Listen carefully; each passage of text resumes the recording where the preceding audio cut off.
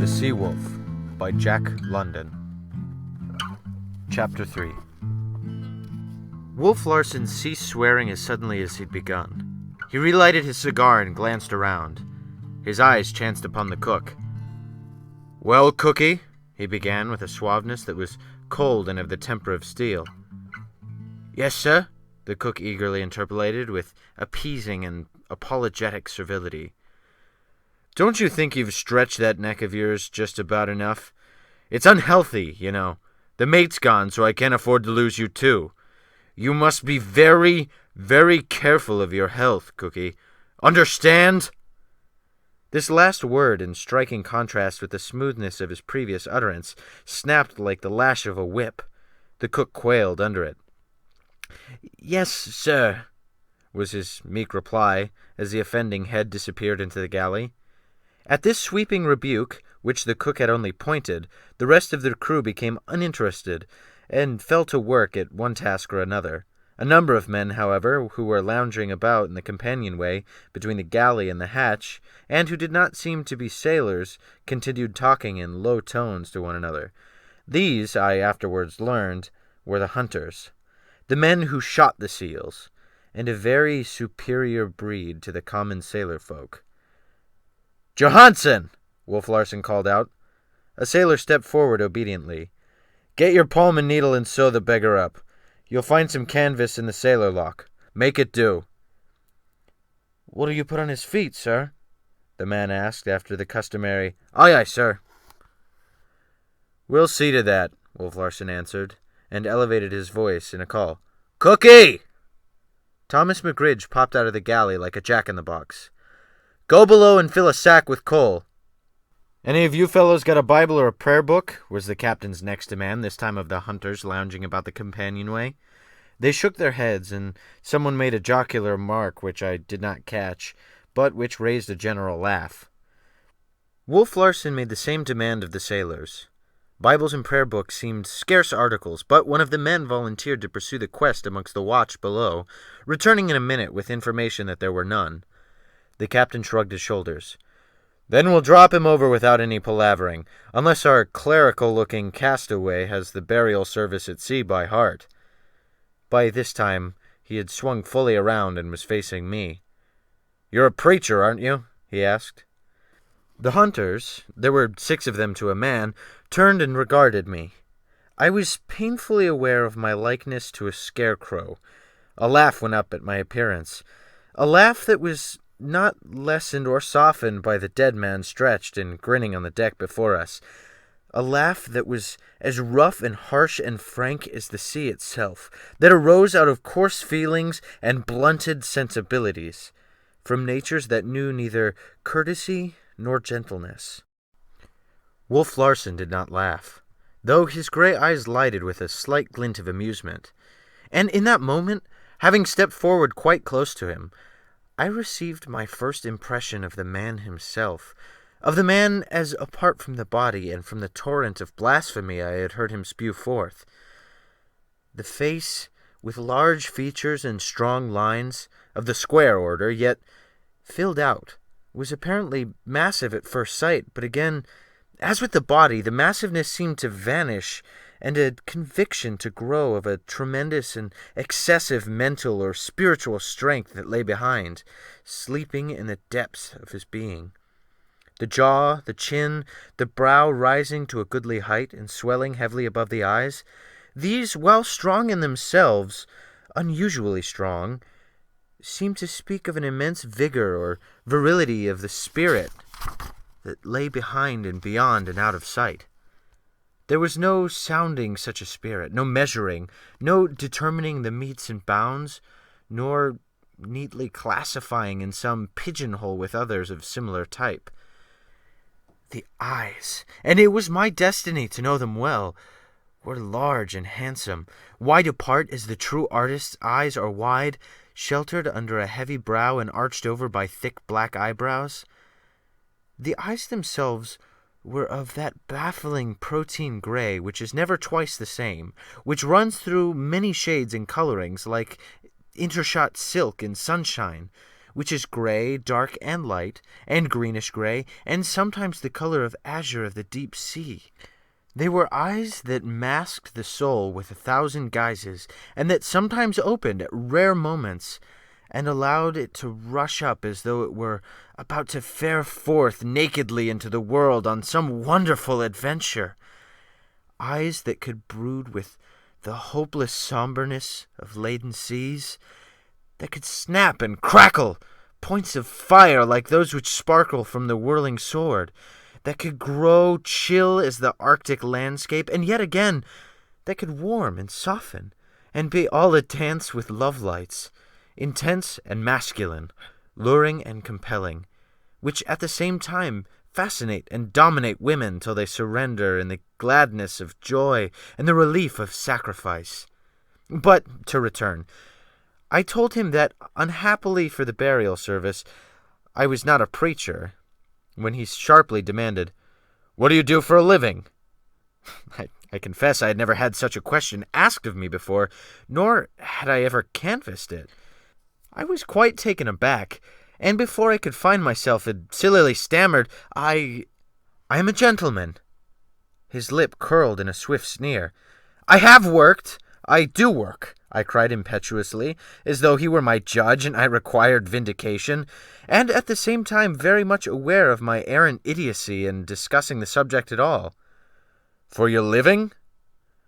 There was something so imperative and masterful about him that I was quite beside myself, rattled, as Furuseth would have termed it, like a quaking child before a stern schoolmaster. "Who feeds you?" was his next question. "I have an income," I answered stoutly, and could have bitten my tongue the next instant, "all of which, you will pardon my observing, has nothing whatsoever to do with what I wish to see you about." But he disregarded my protest. "Who earned it, eh? I thought so. Your father. You stand on a dead man's legs. You've never had any of your own. You couldn't walk alone between 2 sunrises and hustle the meat for your belly for 3 meals. Let me see your hand." His tremendous dormant strength must have stirred swiftly and accurately, or I must have slept for a moment, for before I knew it he had stepped 2 paces forward, gripped my right hand in his, and held it up for inspection. I tried to withdraw it, but his fingers tightened without effort, till I thought mine would be crushed. It is hard to maintain one's dignity under such circumstances. I could not squirm or struggle like a schoolboy, nor could I attack such a creature who had to but twist my arm to break it. Nothing remained but to stand still and accept the indignity. I had time to notice that the pockets of the dead man had been emptied on the deck, and that his body and his grin had been wrapped up from view in canvas, the folds of which the sailor Johansen was sewing together with a coarse white twine, shoving the needle through with a leather contrivance fitted on the palm of his hand. Wolf Larsen dropped my hand with a flirt of disdain. "Dead men's hands have kept it soft. Good for little else than dishwashing and scullion work." "I wish to be put ashore," I said firmly, for now I had myself in control. "I shall pay you whatever you judge your delay or trouble to be worth." He looked at me curiously. Mockery shone in his eyes. "I have a counter-proposition to make, and for the good of your soul. My mate's gone, and there'll be a lot of promotion. A sailor comes aft to take the mate's place, cabin boy goes forward to take the sailor's place, and you take the cabin boy's place. Sign the articles for the cruise, $20 per month, and fund. Now what do you say? And mind you, it's for your own soul's sake. It will be the making of you. You might learn in time to stand on your own legs, and perhaps to toddle along a bit." But I took no notice. The sails of the vessel I had seen off in the southwest were growing larger and plainer. She was the same schooner rig as the Ghost, though the hull itself, I could see, was smaller. She was a pretty sight, leaping and flying towards us, and evidently bound to pass at close range. The wind had been momentarily increasing, and the sun, after a few angry gleams, had disappeared. The sea had turned to a dull leaden gray and grown rougher, and was now tossing foaming whitecaps to the sky. We were traveling faster and heeled further over. Once, in a gust, the rail dipped under the sea, and the decks on the side were for the moment awash with water that made a couple of the hunters hastily lift their feet. "That vessel will soon be passing us," I said after a moment's pause. "As she's going the opposite direction, she's very probably bound for San Francisco." "Very probably," was Wolf Larsen's answer as he turned partly away from me and cried out, "Cookie! Oh, Cookie!" The Cockney popped out of the galley. "Where's that boy? Tell him I want him." "Yes, sir." And Thomas McGridge fled swiftly aft and disappeared down another companionway near the wheel. A moment later he emerged, a heavy-set young fellow of 18 or 19, with a glowering, villainous countenance trailing at his heels. "Here he is, sir," said the cook. But Wolf Larsen ignored that worthy, turning at once to the cabin boy. "What's your name, boy?" "George Leach, sir," came a sullen answer, and the boy's bearing showed clearly he had divined the reason for which he had been summoned. "Not an Irish name?" the captain snapped sharply. "O'Toole or McCarthy would suit your mug a damn sight better, unless very likely there's an Irishman in your mother's woodpile." I saw the young fellow's hands clench at the insult, and the blood cross scarlet up his neck. "But let that go," Wolf Larsen continued. "You may have a very good reason for forgetting your name, and I'll like you none the worse for it as long as you toe the mark. Telegraph Hill, of course, that's your port of entry. It sticks out all over your young mug. Tough as they make 'em and twice as nasty, I know the kind. Well, you can make up your mind to have it taken out of you on this craft, understand? Who shipped you, anyway?" "McCready and Swanson." "Sir!" Wolf Larsen thundered. "McCready and Swanson, sir," the boy corrected, his eyes burning with a bitter light. "Who got the advance money?" "They did, sir." "I thought as much, and damn glad you were to let him have it. Couldn't make yourself scarce too quick, with several gentlemen you may have heard of looking for you." The boy metamorphosed into a savage on the instant. His body bunched together as though for a spring, and his face became as an infuriated beast as he snarled, "It's a—" "A what?" Wolf Larsen asked, a peculiar softness in his voice, as though he were overwhelmingly curious to hear the unspoken words. The boy hesitated, then mustered his temper. "Nothing, sir. I take it back." "And you have shown me I was right." This was a gratified smile. "How old are you?" "Just turned 16, sir." "A lie! You'll never see 18 again. Big for your age at that, with muscles like a horse. Pack up your kit and go forward into the forecastle. You're a boat puller now. You're promoted, see?" Without waiting for the boy's acceptance, the captain turned to the sailor who had just finished the gruesome task of sewing up the corpse. "Johansen, do you know anything about navigation?" "No, sir." "Well, never mind. Your mate just the same. Get the traps aft into the mate's berth." "Aye, aye, sir," was the cheery response as Johansen started forward. In the meantime, the erstwhile cabin boy had not moved. "What are you waiting for?" Wolf Larsen demanded. "I didn't sign for a boat puller, sir," was the reply. "I signed for cabin boy, and I don't want no boat pulling in mine." "Pack up and go forward."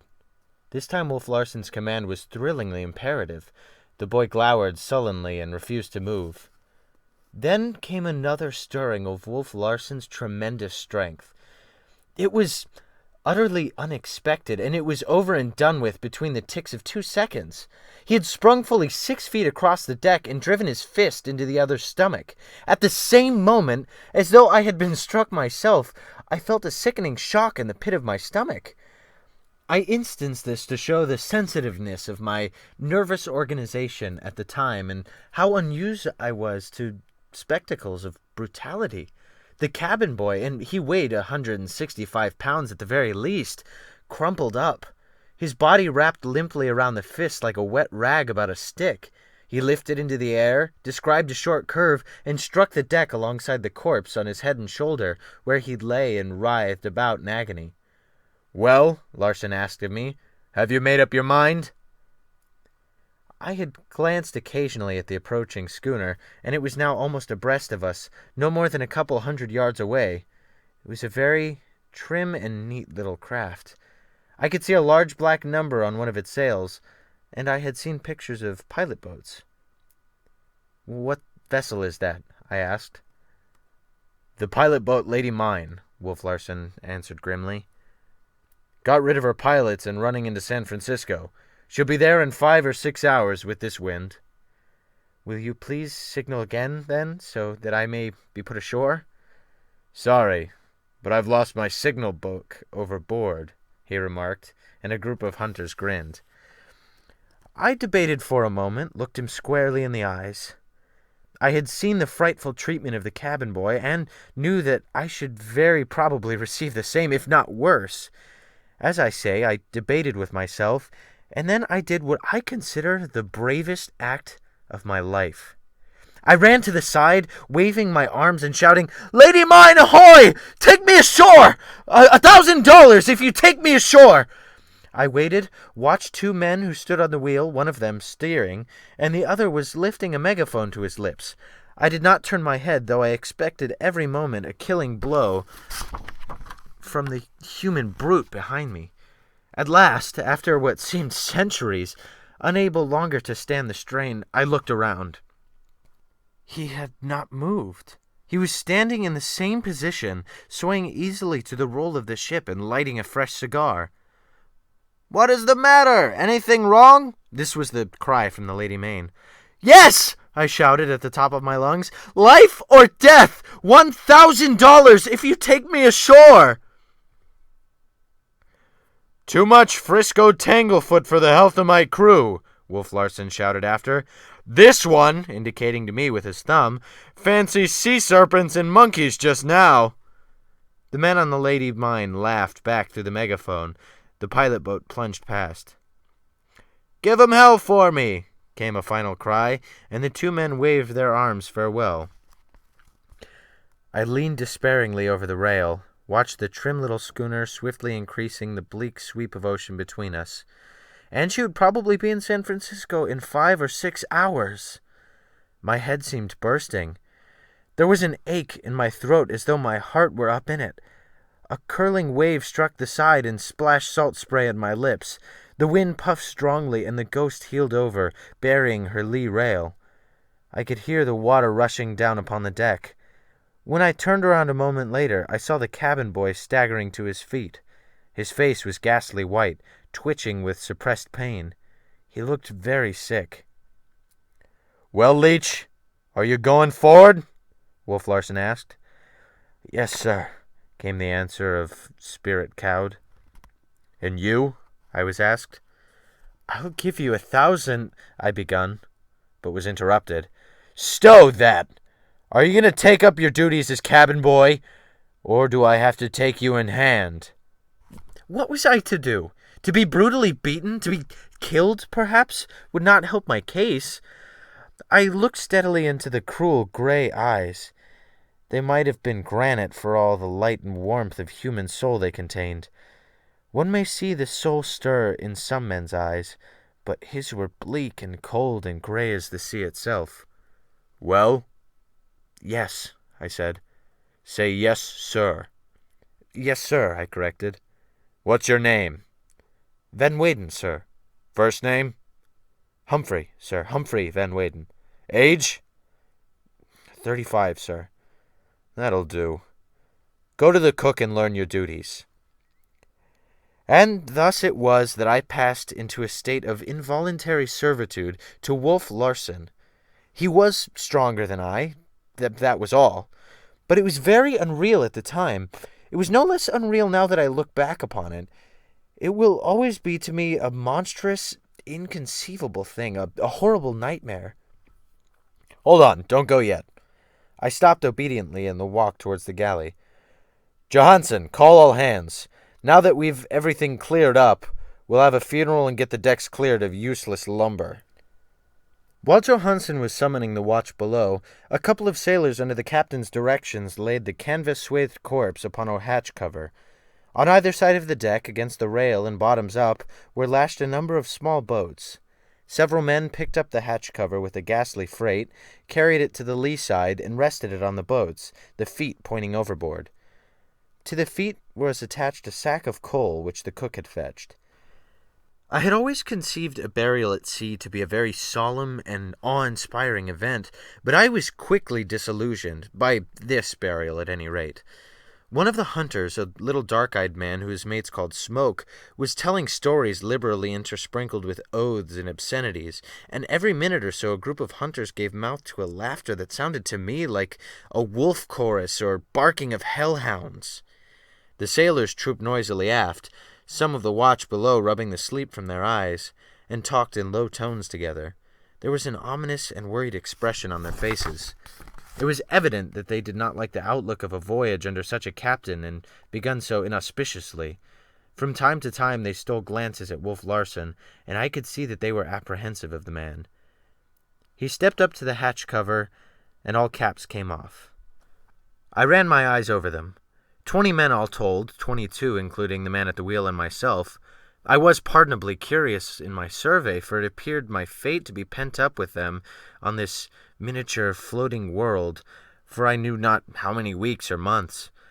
The sailors in the main were English and Scandinavian, and their faces seemed of heavy, stolid order. The hunters, on the other hand, had stronger and more diversified faces, with hard lines and marks of free play of passions. Strange to say, and I noticed it at once, Wolf Larsen's features showed no such evil stamp. There seemed nothing vicious in them. True, there were lines, but they were lines of decision and firmness. It seemed rather a frank and open countenance, which frankness or openness was enhanced by the fact that he was smooth-shaven.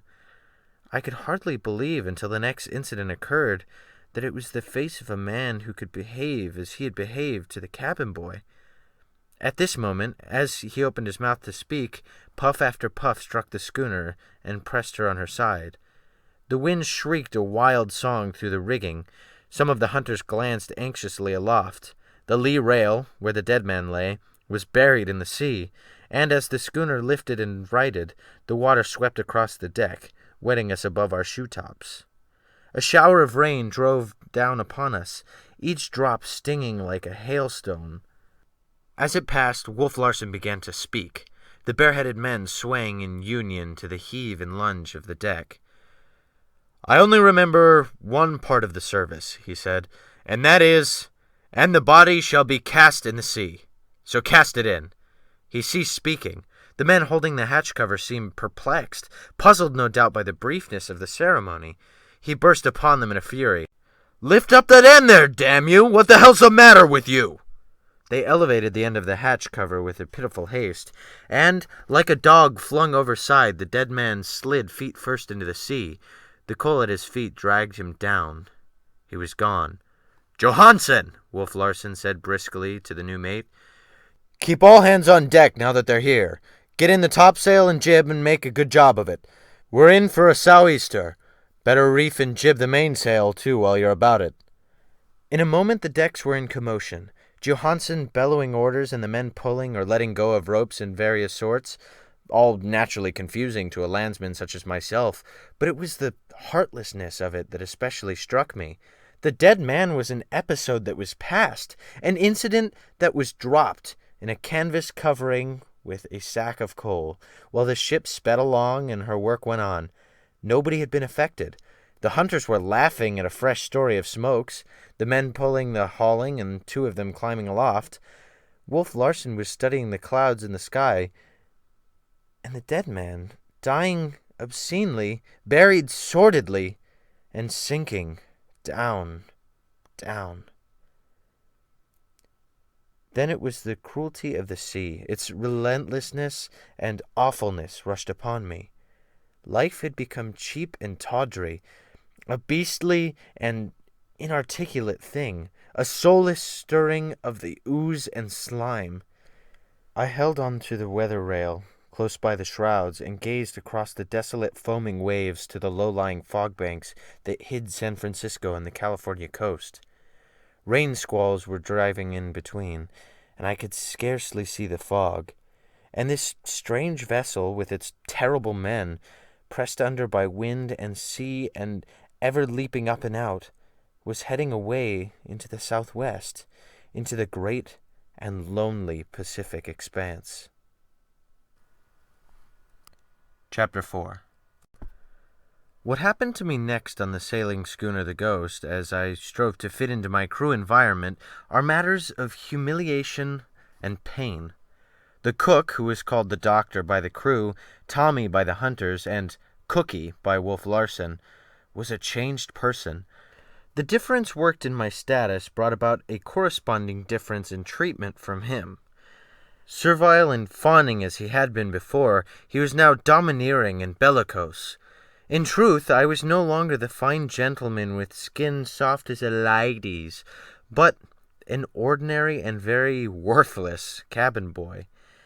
He absurdly insisted upon my addressing him as Mr. McGridge, and his behavior and carriage were insufferable as he showed me my duties. Besides my work in the cabin, with its 4 small staterooms, I was supposed to be his assistant in the galley, and my colossal ignorance concerning such things as peeling potatoes and washing greasy pots was a source of unending and sarcastic wonder to him. He refused to take into consideration what I was, or rather what my life and the things that I was accustomed to had been. This was part of the attitude he chose to adopt towards me, and I confess ere the day was done that I hated him with more living feeling than I had ever hated anyone in my life before. This first day was made more difficult for me from the fact that the Ghost, under close reefs, terms such as these I did not learn until later, was plunging through what Mr. McGridge called "owlin' sou'easter." At 5:30, under his direction, I set the table in the cabin, with rough water trays in place, and then carried the tea and cooked food down from the galley. In this connection, I could not forbear relating my first experience with a boring sea. "Look sharp or you'll be doused," was Mr. McGridge's parting injunction as I left the galley with a big teapot in one hand and in the hollow of the other arm several loaves of fresh-baked bread.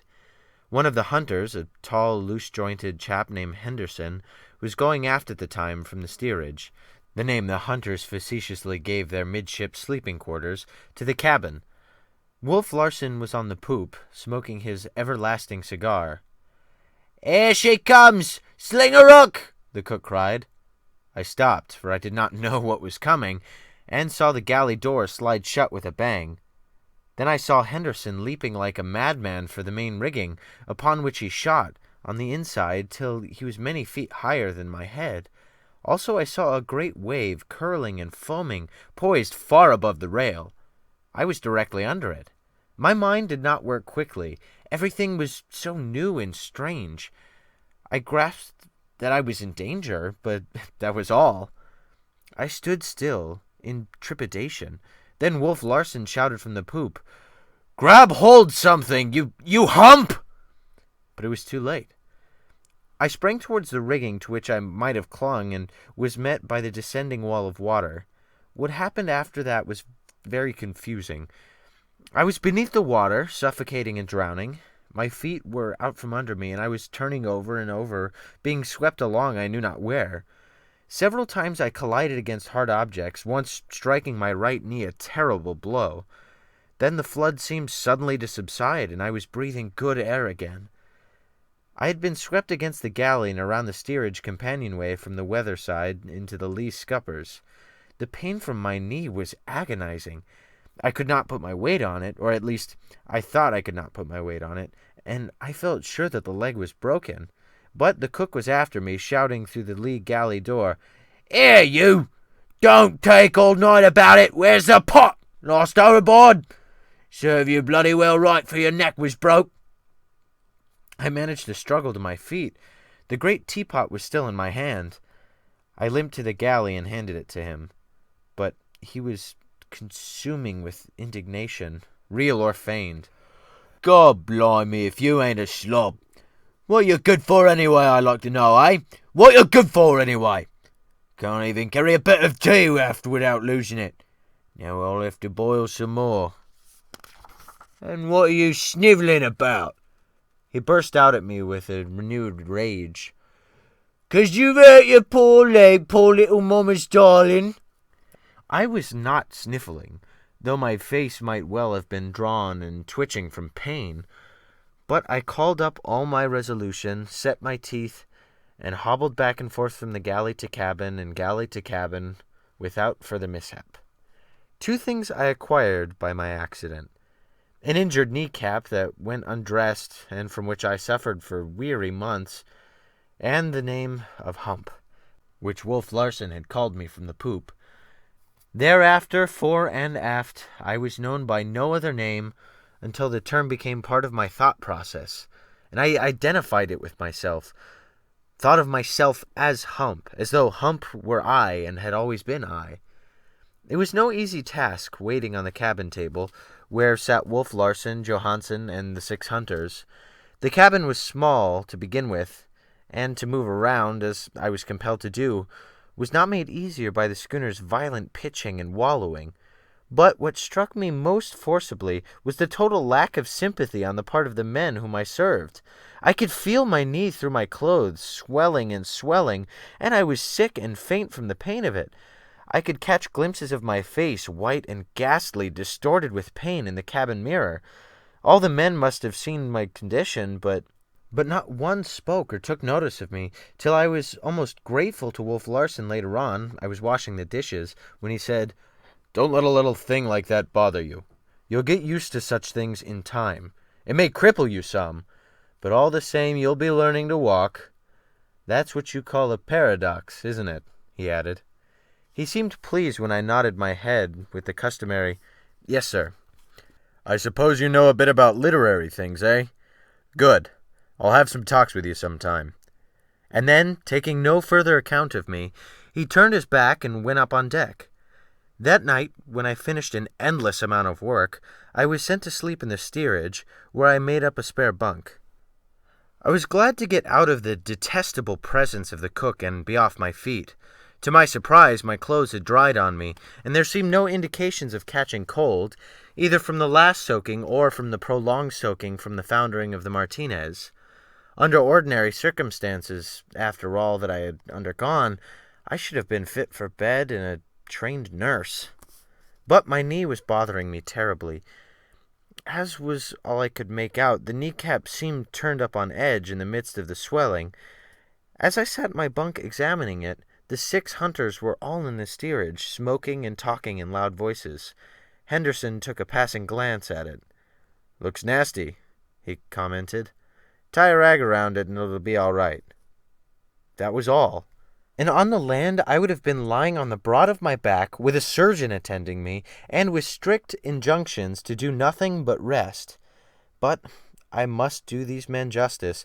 Callous as they were to my suffering, they were equally callous to their own when anything befell them, and this was due, I believe, first to habit, and second to the fact that they were less sensitively organized. I really believe that a finely organized, high-strung man would suffer twice and thrice as much as they from like injury. Tired as I was, exhausted in fact, I was prevented from sleeping by the pain in my knee.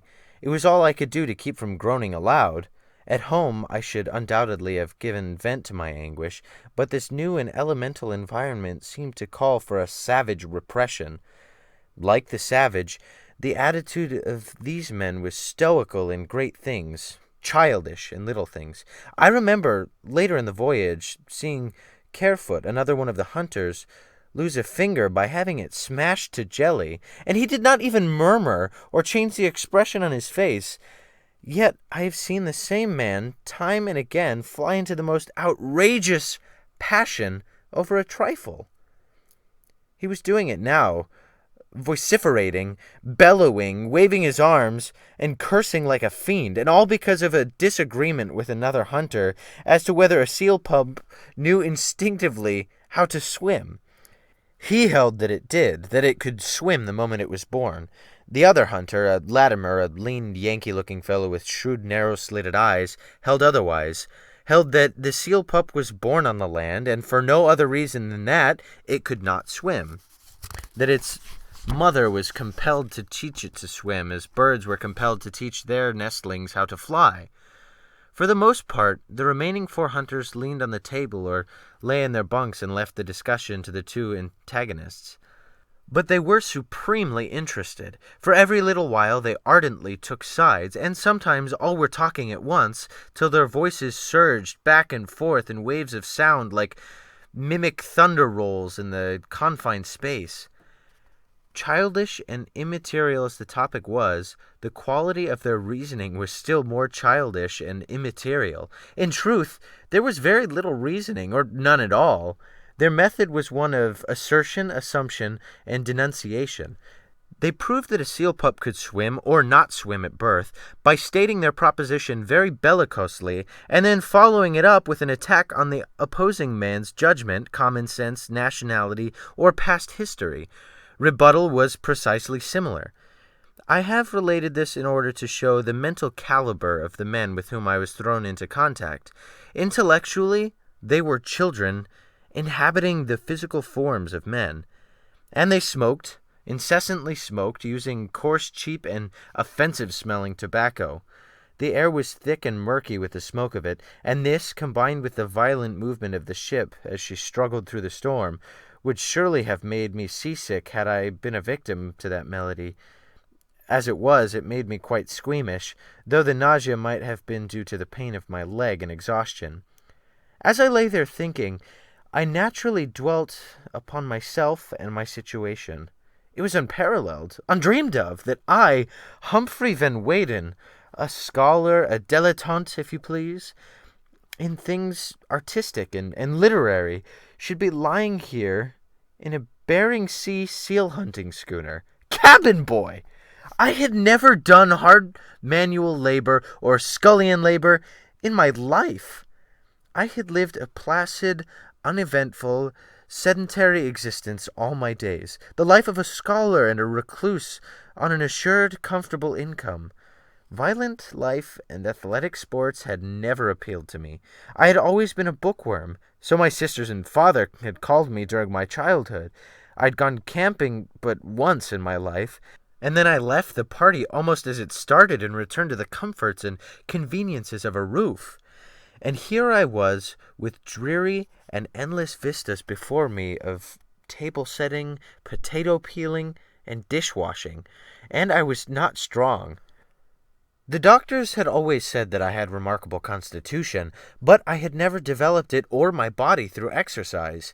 My muscles were small and soft, like a woman's, or so the doctor had said time and time again in course of their attempts to persuade me to go for physical culture fads.